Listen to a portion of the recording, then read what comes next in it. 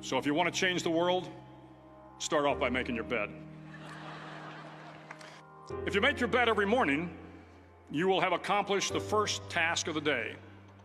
It will give you a small sense of pride, and it will encourage you to do another task, and another, and another. And by the end of the day, that one task completed will have turned into many tasks completed. Making your bed will also reinforce the fact that the little things in life matter. If you can't do the little things right, you'll never be able to do the big things right. And if by chance you have a miserable day, you will come home to a bed that is made, that you made. And a made bed gives you encouragement that tomorrow will be better. To pass SEAL training, there are a series of long swims that must be completed. One is the night swim. Before the swim, the instructors joyfully brief the students on all the species of sharks that inhabit the waters off San Clemente. They assure you, however, that no student has ever been eaten by a shark, at least not that they can remember. But you are also taught that if a shark begins to circle your position, stand your ground. Do not swim away. Do not act afraid.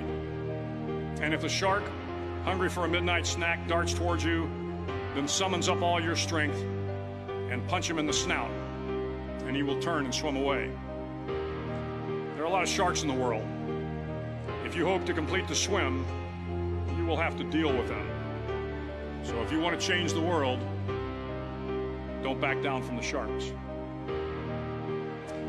Over a few weeks of difficult training, my SEAL class, which started with 150 men, was down to just 42.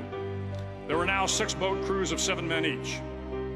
I was in the boat with the tall guys, but the best boat crew we had was made up of the little guys, the Munchkin crew, we called them.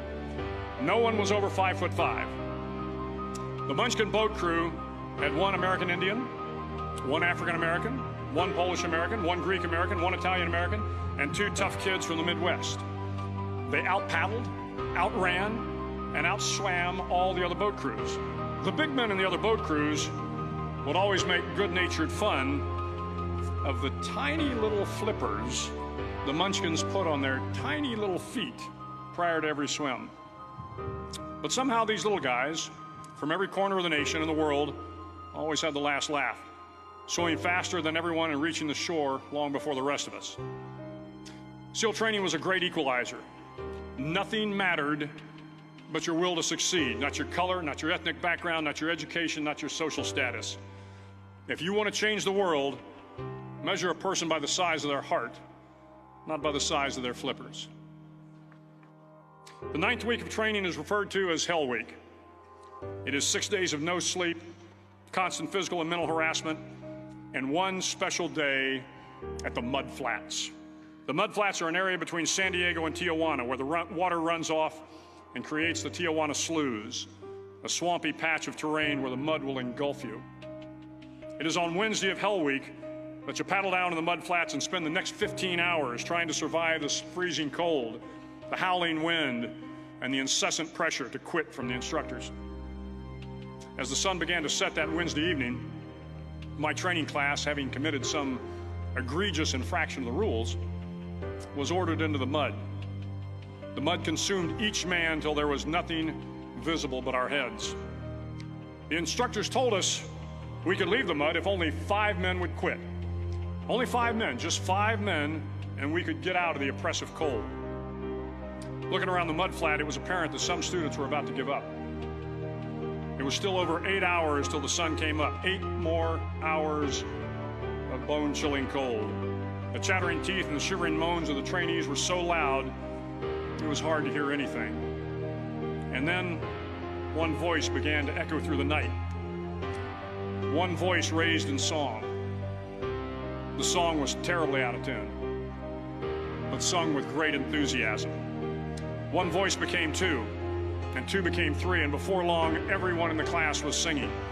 The instructors threatened us with more time in the mud if we kept up the singing, but the singing persisted, and somehow the mud seemed a little warmer, and the wind a little tamer, and the dawn not so far away. If I have learned anything in my time traveling the world, it is the power of hope. The the power of one person, a Washington, a Lincoln, King, Mandela, and even a young girl from Pakistan, Malala. One person can change the world by giving people hope. So if you want to change the world, start each day with a task completed. Find someone to help you through life. Respect everyone. Know that life is not fair and that you will fail often. But if you take some risks, step up when the times are the toughest, face down the bullies, lift up the downtrodden, and never, ever give up. If you do these things, the next generation and the generations that follow will live in a world far better than the one we have today. And what started here will indeed have changed the world for the better.